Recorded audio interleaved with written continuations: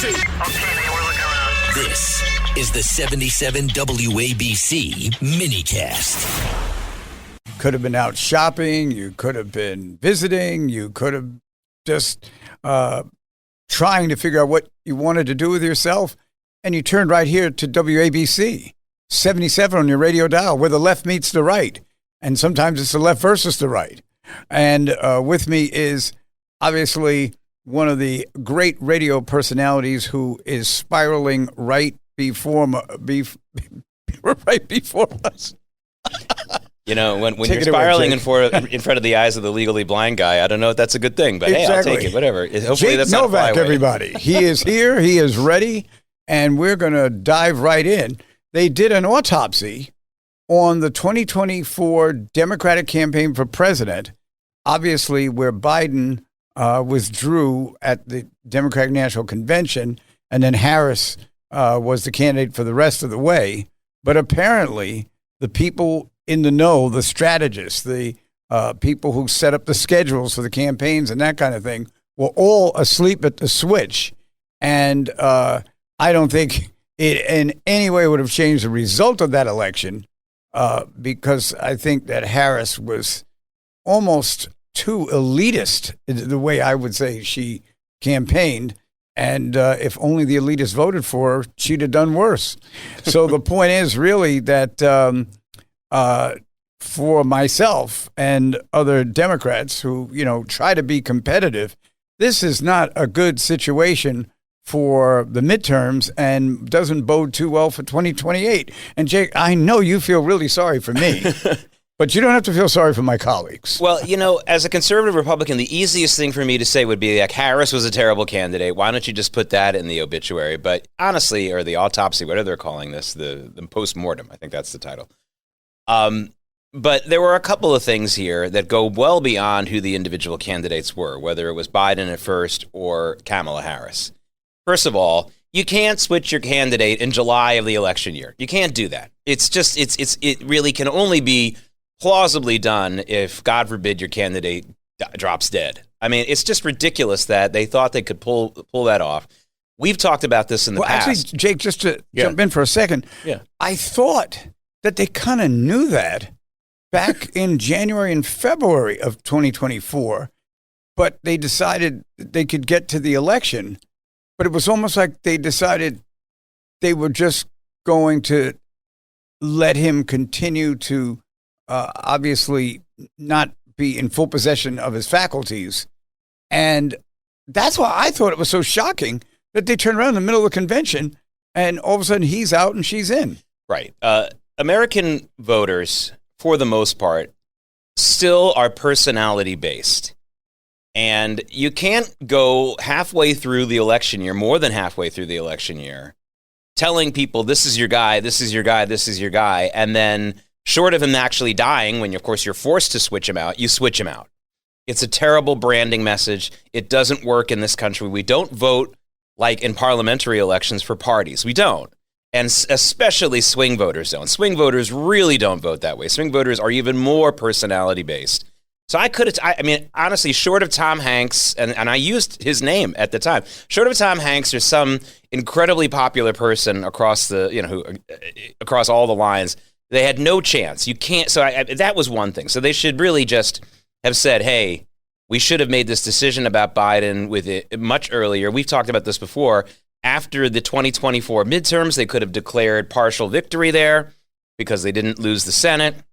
And they could have just said, hey, Joe is going to step down now. We're going to focus on a candidate and really have a democratic process. And he leaves with a win. Yeah. And he doesn't look as disconnected from what was going on as he eventually did. I mean, it looked like they kicked him out, which they did. They kicked him out. And this is now 3 straight presidential elections where the Democrats have not had a real open primary. They didn't have it in 2016. Absolutely not. They really tipped the scales for Hillary Clinton. In 2020, Joe Biden failed miserably in the first 2 contests in Iowa and New Hampshire. And then they got Jim Clyburn to basically say, if you don't vote for Biden, you're a racist. And that cleared the decks for Biden after that. Nobody voted for Joe Biden. They were just anti-Trump voters, or they weren't given any other choice. 2024, no real primary process because they kicked out Biden. And I am not at all convinced they're going to have an open primary, a real primary competition in 2028. I think that they're desperately searching for someone to coronate and tip the scales for. And they don't know who that is yet, and they're probably getting a little bit panicky because they'd like to know by 2027, and we're almost halfway through 2026. And here's a hot tip that they should have put in their postmortem. Hey, Democrats, it's actually in the name of your party. Try some democracy. Get back to me. Have a nice day. Right, that's pretty good. Yeah, there's some candidates that are, kind of moving around, talking to people, and trying to figure out what they want to do, but nobody seems to have.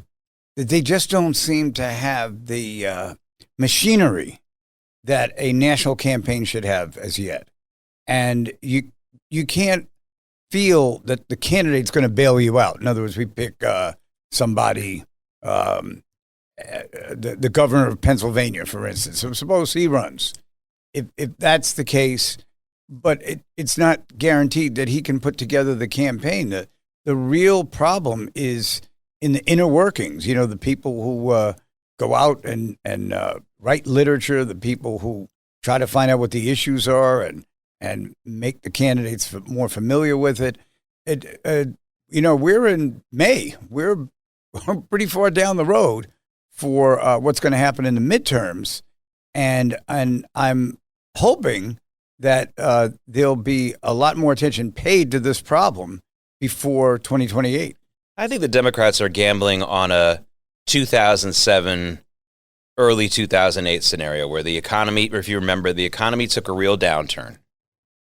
Despite the fact that the Iraq War had become less popular in America, and after the Hurricane Katrina situation, where somehow they found a way to get people to blame President Bush for, which was outrageous. It really was. But things were still up in the air at that point. And the Howard Dean early coronation fell very flat. And the Democrats were really, and that was in 2004. And then 2008, it was obvious that Hillary was going to be the front runner. And then Obama just kept making more and more strides. And I think that the Democrats were very lucky. I don't know if they planned this or if they were just very lucky about it. But I can tell you that had they decided that 2008 was just going to be an anti-Bush campaign, when he was already leaving office anyway, they would have had a big problem. Instead, they were able to build a cult of personality around Barack Obama, which I found to be way over the top and disturbing. But okay, it was smart that they were able to do it because it made it more than just, hey, we hated the last 8 years of Bush. We hate Bush and his people. Yeah, at least with Obama, he was able to articulate issues, and he made the party sound a little more professional than it had been. With these other sort of like plans that never worked out, and candidates who could barely win re-election in their own state, and all of a sudden they're running for president. So I think he at least made it look like it was a contest. Yeah. And Hillary they learned, much to their surprise, that she wasn't as popular with swing voters and with a lot of younger Democrats. And so they pressed pause on it. As soon as Obama took the lead in the delegates, they really didn't. They kind of they pressed pause on the whole thing, or they called freeze, like in tag. And I remember some of the Hillary supporters going on Fox and going on CNN very angry about that, saying they really wanted it to go all the way to the convention. They were furious about that. So really, that was another presidential primary where they didn't allow the democratic process to play out. But I do think that Obama would have won out in the end anyway. I think that they're banking on this again. I think that they're banking on a big economic downturn in 2027, and anyone who's not a Republican is going to have this huge advantage, and then they can insert someone late in the game, and that'll be fine. But first of all, I think that there's a good chance we're not going to have an economic downturn in 2027 or in 2028, frankly. That's one thing, especially with some other factors coming into play. And also, you have real strong candidates, I think, from the Republican side in both, again, people who haven't really declared yet, so they can always back out if they want to. But in Marco Rubio, I think J.D. Vance's stock has dropped considerably since last year, but through nothing that he really did himself. Yeah, I was going to ask you about that. Yeah, just through Rubio, I think. Rubio is what he's done. Although Rubio says he's not running, but that's what I would say too. We've talked about this on previous shows. You don't want to be the front runner any time like this. You don't want to be the front runner this year, next year, or even the first couple of months of 2028, in my opinion. Being a front runner anytime earlier than March, let's say, of the election year is usually the kiss of death. You remember that song by Dr. Hook, When You're in Love with a Beautiful Woman? Yeah. That's right. You got to watch your friends. You got to watch your back. You got to watch your friends. You got to watch everybody because everyone wants to take you down. Yeah. And that very well could be the case. Should have been another lyric in there. You better watch the fact that her old high school boyfriend might come back in the picture. But that's another story. Yeah, exactly. I'll do a whole show about that. I'm living with that reality these days. But okay, go ahead. That's pretty funny. Yeah. Now that really happened. Sorry, go ahead. That really happened. To me. We'll have to get to that at some point. And so, but it certainly seems to me that there is just a kind of dearth of talented people who would come in and understand how to run campaigns, and just some of the things that happened in 2024 were just amateur hour, and so it was no surprise when it turned out the way it did. It's just interesting to kind of speculate on who those candidates might actually be. Well, that brings up a question that I like to talk about a lot. I'm sure you hear this a lot too. I hear it all the time. Jake, why don't better people run for office? Why can't? And I always say, that's the wrong question. We should be, based on what our culture is in this country, the way the media handles things. My question has always been this, and I'm not saying it as a joke. If you are a bad person in America, what is it about politics that isn't attracting you? We have created a huge magnet for the worst type of people. We have a culture now where words are valued more than actions, where you can be as nasty as you want as long as you're saying it about the right people and you get away with it, where there's a very little real accountability. There's selective accountability for people. If I were a bad person, I would be incredibly attracted to running for office. Not just once, Governor, but I would be incredibly attracted to being a career politician, and I think that is the problem we have to fix first.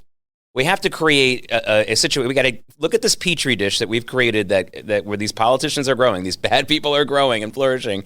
Clear this out, pour some ammonia in there, and start again. And this would really require a lot of changes, starting with, for example, the debates. I think the debates are awful. They're all awful. The rules that they're governed by are absolutely ridiculous. Take a look, for example, at the way the great debates were held between Lincoln and Stephen Douglas. 7 2-hour-long debates, I believe there were no moderators. And by the way, and we talked in a previous show, Stephen Douglas and Abe Lincoln became they were on the same side of the fence once the war started. And I don't think that is I think the big part of it was because of their interactions during those debates. For our listeners who weren't tuned in last week, talk about that a little more, Jake. I did not know that until you brought it up. Stephen Douglas, who basically said he was pro states' rights. He tried to straddle the fence. They called him the Great Fence Straddler. He said, I'm not for or against slavery. I just think that people should vote for in each state what they want. Of course, he represented the major opposition to Abraham Lincoln. They ran against each other for the Senate a few years before the presidential election that Abe Lincoln won. Then they ran against each other again in the presidential. And when the Confederacy was starting to be established and Fort Sumter had happened, they went to Stephen Douglas and offered him the presidency of the Confederacy. And he not only rejected them, but he immediately went to the White House and said, hey, Abe, so what are you planning to do as far as how much big an army you're planning on fighting the Confederacy? I think Lincoln said something like, 100,000 or something. And Stephen was like, no, you need a lot more than that. It was 2 million, right? Yeah, you need a lot more than that. And he said, you need to really whip these guys bad. And he was a very big supporter of the Union, quietly, but very strongly. I mean, I don't think it was that quiet, actually. He was not a secessionist, and he supported Lincoln's war efforts. And this is a great story of American, I would say... heroism. Yeah, heroism and redemption. There's a couple of other stories like that, too. We talked about Henry Wallace, President Roosevelt's second vice president, who redeemed himself from being really wishy-washy on communism, becoming one of the great opponents of communism later in his life. So good for Stephen Douglas, and it's an important story that people should know of. And, we're just nowhere near that in America. I can't imagine anyone in America today saying, you know what, some elected politician saying, you know what, I supported a particular position for years. I was wrong, and we need to get behind this other guy or other gal who's pushing back against it. We have people like Barney Frank, who just passed away this weekend, who bemoaned the fact that the Democratic Party went too far left after he left it. But that's not a mea culpa. I'm sorry, it's not. I'm not giving him credit for that. And I also blame him a lot for the Great Recession, too, and we can talk about that. I think that was his biggest impact on America. The fact that he was the first openly gay congressman is all anyone wanted to talk about, including the right-wing media. His biggest impact was that he helped to crash our economy in a way that, and real estate in this country for a couple of years in a way that no one could have really thought of before that. But anyway, we don't have enough of that. And I think Neville Chamberlain redeemed himself, in my opinion, to some degree by being supportive of the war effort before he died. And then there's people like Golda Meir, who admitted that she had made a mistake pre the Yom Kippur War for ignoring all the signs of that as well. I don't think that there's anybody elected today in either party who would do that. And the funny thing is, Governor, I think if it was done relatively credibly, if someone said, I'm sorry, I made this mistake, not only would it not hurt them, I think it would enormously help them in the polls and in their credibility. But every political consultant in the world tells you never to admit any mistakes, and that's why we're in this jam. Oh, Jake, when we get into our second session, I'm going to tell you about the mistake I admitted to in front of a whole lot of people. It was televised at that particular time. But I think you're absolutely right. There isn't that kind of accountability that that worked for a lot of people, and some of them made some real big mistakes, bordering on being tried criminally. But there's kind of a redemption that starts when you admit to your own faults, and nobody does in these national races. Well, Governor, you've apologized for being too incredibly handsome on a number of occasions. Thank you. And how distracting that's become. And I really admire the fact that you've been able to admit that. You're working on it. You're trying it. But listen, it's a fault, and you're working on it. And I think that that's really good that you've admitted that. It's good. So we're going to come back right after we break for a couple of minutes, just to give our sponsors a chance to be heard, and some upcoming programs will be suggested while we're away, but we're here on the Left versus the Right. I'm with Jake Novak. I'm David Paterson. And when we come back, I will admit to that mistake.